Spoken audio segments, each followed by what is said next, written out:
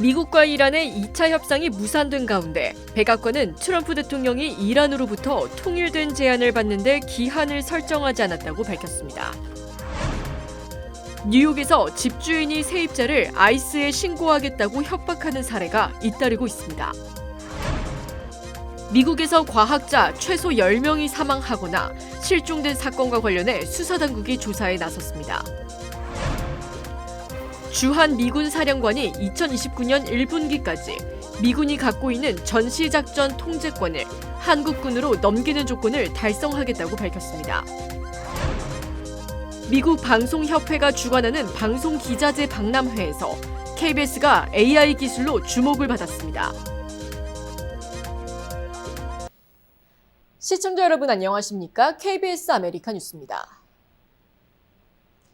미국과 이란의 2차 협상이 무산된 가운데 백악관은 트럼프 대통령이 이란으로부터 통일된 제안을 받는데 기한을 설정하지 않았다고 밝혔습니다. 일부 언론에서 나온 3일에서 5일 시한부 휴전은 사실이 아니라고 부인했습니다. 박일준 기자가 보도합니다. 미국과 이란 간의 협상이 사흘 안에 열릴 수 있다는 보도가 나왔습니다. 미 일간지 뉴욕포스트는 파키스탄 소식통을 인용해 36시간에서 72시간 내에 추가 회담이 가능할 거라고 보도했습니다.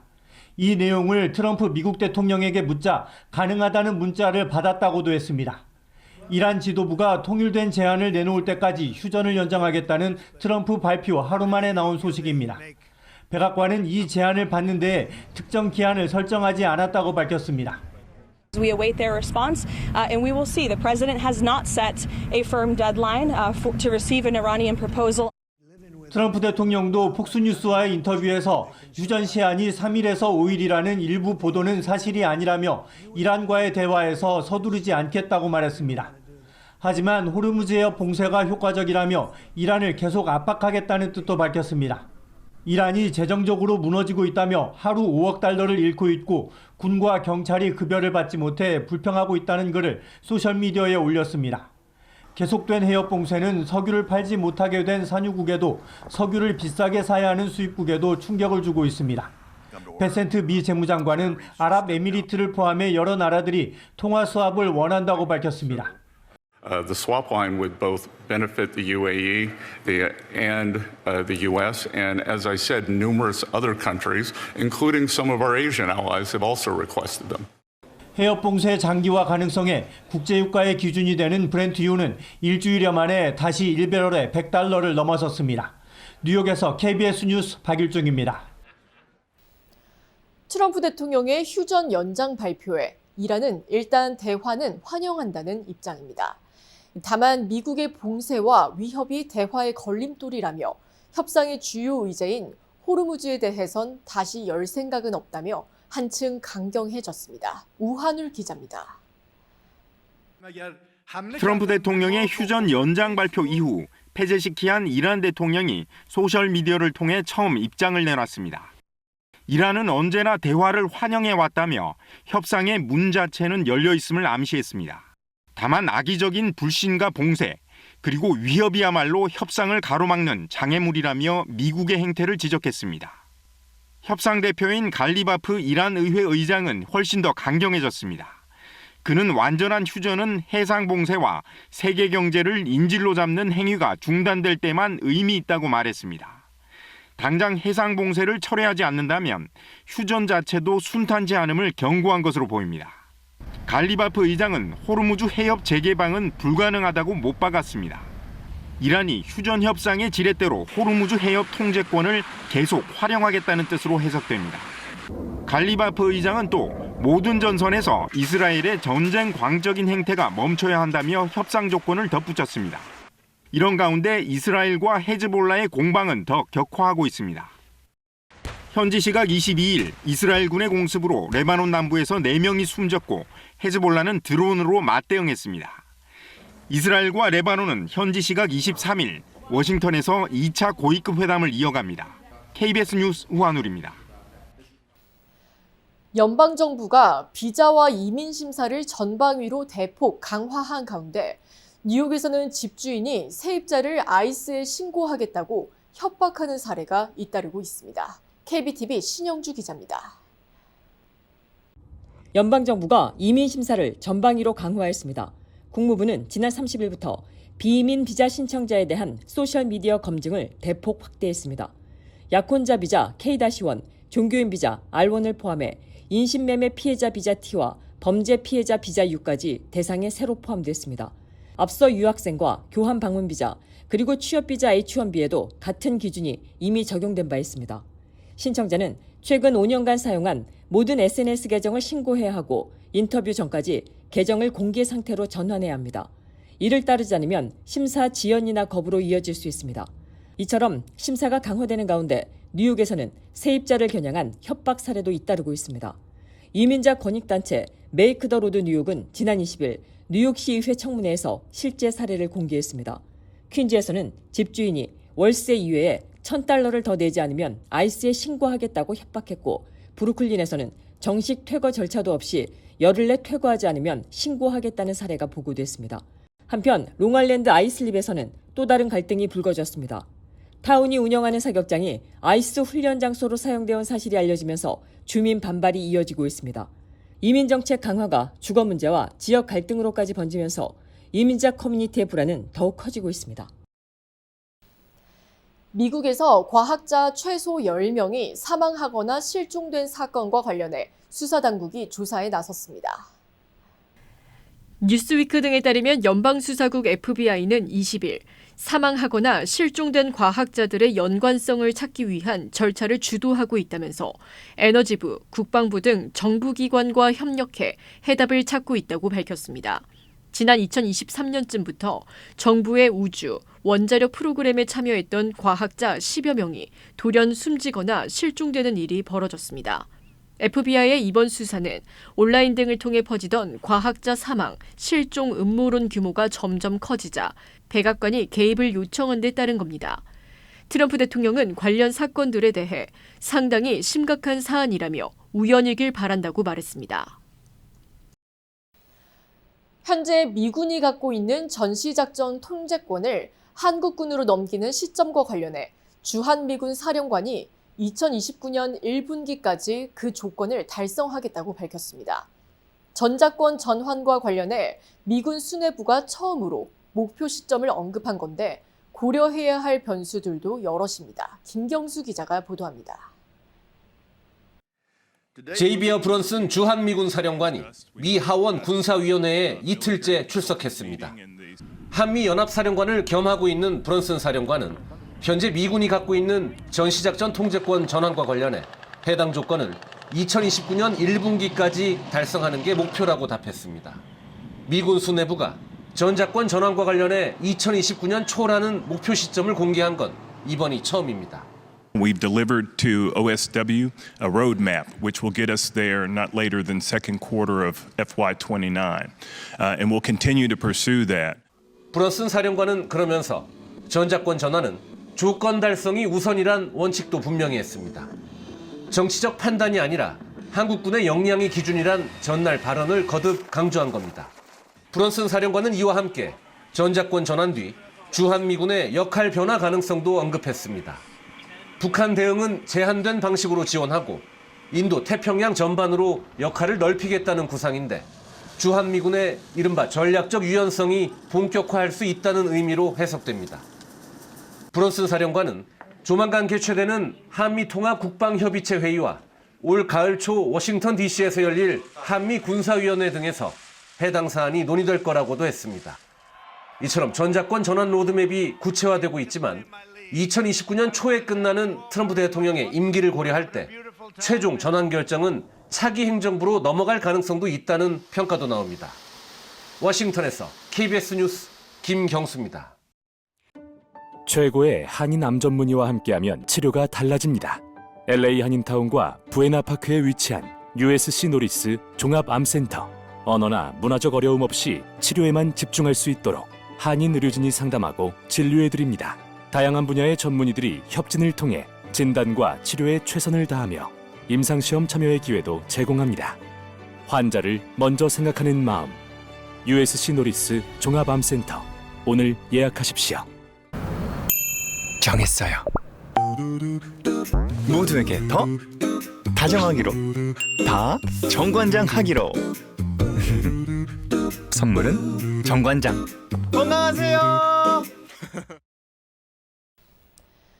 미국 방송협회가 주관하는 방송기자재 박람회가 라스베이거스에서 열렸습니다. KBS는 이번 박람회에서 AI 기술을 통해 글로벌 시장에서 주목을 받았습니다. 이유수 기자가 취재했습니다.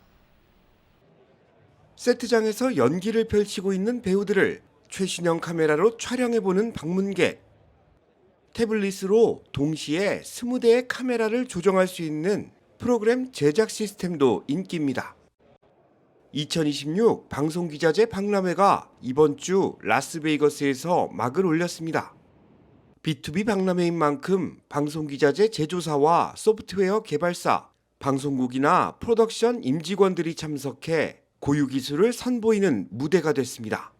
한국 방송국과 기관들도 통합관 운영을 통해 K방송기술 알리기에 나섰습니다. NAB 사무국하고 또 미팅을 했었는데 그들이 우리가 가지고 있는 기술들에 대해서 관심도 많고 앞으로 그 기술 발전을 통해서 양측과 또 협력을 할 수 있는 그런 데 대한 기대감도 상당히 크고요. 그래서 앞으로 우리 방송 기술이 상당히 좀 잠재력이 있다 이렇게 생각을 합니다. 방송 산업이 더 이상 전통적인 영역에 머무르지 않고 AI와 클라우드를 기반으로 한 디지털 산업으로 빠르게 진화하고 있음을 확인할 수 있었습니다. 앞으로는 기술과 콘텐츠를 동시에 이해하는 기업만이 경쟁력을 확보할 수 있을 것으로 생각합니다. KBS는 AI 기술이 적용된 재난방송 시스템과 제작 시스템 버티고로 주목을 받았습니다. 현재 시대에 가장 만든 기술 중 하나인 것 같습니다. 이게 카메라 숫자를 줄여가면서 AI 기술을 적용해서 기존의 많은 카메라로 찍은 것 같은 효과를 줄 수 있는 기술. KBS는 이번 박람회에서 방송산업의 미래라는 주제로 발표회를 진행했습니다. AI 기반의 데이터 캐스팅, 공공안전, 고화질 영상에서 추출된 영상으로 프레임을 재구성하는 기술이 전 세계에서 방문한 참관객들에게 주목을 받았습니다. 방송 미디어에서 AI를 도입하려고 하는 굉장히 많은 시도들이 있습니다. 거기서 저희가 하는 다양한 이렇게 제작이라든지 또 서비스하는 기술들에 대해서 그쪽에서 이제 레퍼런스로 삼아가지고 같이 협업도 하고 실제로 글로벌 비즈니스를 확장해가는 그런 협업 모델을 이번에 NAB 와서 많이 논의했습니다. 주최 측인 미국 방송협회는 이번 박람회에 18,000여 개의 글로벌 사업자, 5만 5천여 명의 관계자들이 참석한 것으로 집계됐다고 발표했습니다. 2026 방송기자재 박람회에는 KBS를 포함한 40여 곳의 한국의 기업과 기관들이 참여했습니다. 한국 기업들은 AI 기술력 홍보에 집중했습니다. 라스베이거스 컨벤션 센터에서 KBS 뉴스 이우수입니다. 웨스트 버지니아주 인스티튜트시의 한 공장에서 오늘 화학물질 유출 사고가 발생해 2명이 숨지고 약 20명이 병원으로 이송됐습니다. 이 공장은 은을 회수해 정제 처리하는 곳으로 질산 등의 물질이 화학가스 반응을 일으키며 사고가 났다고 카나와 카운티 관계자가 전했습니다. 공장 인근 주거지에는 한때 유독가스 노출 2차 피해를 막기 위해 실내에 머무르라는 권고가 내려졌지만 현재 해제됐습니다. 당국은 정확한 사고 원인을 조사 중입니다. 한인들도 많이 거주하는 LA 지역 팡라브레아 아파트 단지 주민들이 건물 관리 부실과 안전 위협을 호소하며 분통을 터뜨리고 있습니다. 오늘 KTLA 보도에 따르면 아파트 주민들은 수개월째 바닥이 뒤틀리고 천장에 구멍이 생기는가 하면 누수 등으로 고통받고 있습니다. 한 주민은 이웃집의 누수 여파로 10주째 집에서 샤워를 못하고 있다고 호소했습니다. 이어 아파트 관리실 측은 누수를 찾겠다며 부엌 천장에 구멍만 뚫어놓고 그대로 방치했으며 해결책이라며 수영장 샤워실을 이용하라는 제안을 했는데 그럼 렌트비 $3,500에 매달 $150를 추가로 내야 하는 상황이 발생하게 된다고 황당해했습니다. 또 누수로 인해 벽 내부에 물이 고이면서 곰팡이가 번식하고 그 악취가 집안 전체로 퍼져 주민들의 건강을 위협하고 있다는 지적도 나왔습니다. 또 다른 주민은 지난 2월부터 계속된 침수 피해로 관리실에 수차례 연락했지만 아무런 조치가 없었다고 분통을 터뜨렸습니다. 이어 배관 문제에 관해 외부 발설을 하지 않겠다는 비밀 유지 계약에 서명하는 조건으로 다른 유닛으로 옮겨주기로 했다고 전했습니다. 그러면서 이 주민은 LA 주택국에 신고해 시정 명령이 내려졌음에도 여전히 누수가 해결되지 않았다고 하소연했습니다. 주민들은 특히 아파트 내 냉난방 시스템과 불법 개조 등이 입주민의 생명을 위협할 수 있다는 점에 주목하고 있습니다. 한 주민은 세입자들이 지난 2024년 10월 LA 주택국으로부터 받은 편지를 통해 잠재적인 건강 위험에 대해 알게 됐다고 밝혔습니다. 현재 아파트 관리 측은 이번 사태에 대한 공식 입장을 내놓지 않고 있는 것으로 알려졌습니다. 화염에 휩싸인 차량에서 탑승자들을 극적으로 구조하는 장면이 담긴 뉴욕 경찰의 보디캠 영상이 공개돼 화제입니다. 로이터 통신과 미 NBC 방송에 따르면 지난달 22일 오전 1시 10분쯤 뉴욕 퀸스의 그랜드 센트럴 파크웨이에서 승용차가 도로를 벗어나 나무를 들이받는 사고가 발생했습니다. 차량이 순식간에 화염에 휩싸였고 자욱한 연기와 함께 불길이 차량 전체로 번지기 일보 직전이었습니다. 당시 순찰 중이던 뉴욕주 경찰이 현장에 도착했을 때 이미 차량 엔진룸은 거센 불길로 뒤덮여 있었습니다. 사고 직후 운전자는 차량에서 탈출했지만 탑승자 3명은 파손된 차 안에 갇혔습니다. 뉴욕 경찰이 공개한 보디캠 영상에는 불길에 휩싸인 차량을 소화기로 진화를 시도하는 모습과 함께 창문을 깨고 탑승자들을 한 명씩 구조하는 극적인 장면이 고스란히 담겼습니다. 경찰의 빠른 대응으로 치명적인 인명사고를 막을 수 있었습니다. 이 사고로 운전자를 포함한 탑승자 4명이 병원으로 이송돼 치료를 받았습니다. 당국은 운전자인 20세 남성을 체포했으며 난폭 운전 등의 혐의로 기소할 예정이라고 밝혔습니다.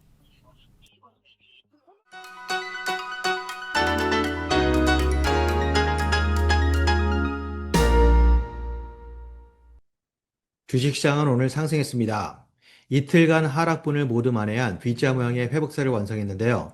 반등을 주도한 내스닥은 오늘까지 6일 동안 5일이나 사상 최고치를 경신하는 데 성공했고 매그니피선트 7은 3일 만에 다시 전 종목이 모두 상승하며 회복의 속도를 더했습니다. 임시 휴전이 전격 연장된 상황에서도 국제 유가와 국채 금리는 3일째 동반 상승했지만 오히려 안도감을 드러낸 투자 심리는 매수 쪽으로 쏠리며 포모 현상을 자극했습니다.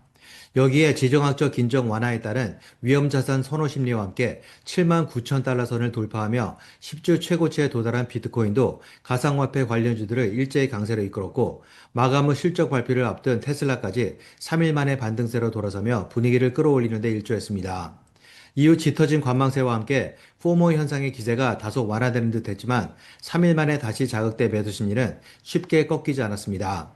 오히려 막판에 급증한 패닉바잉과 함께 장은 상승폭을 확대하며 추가 상승 가능성을 높였습니다. 지금까지 김재한이었습니다.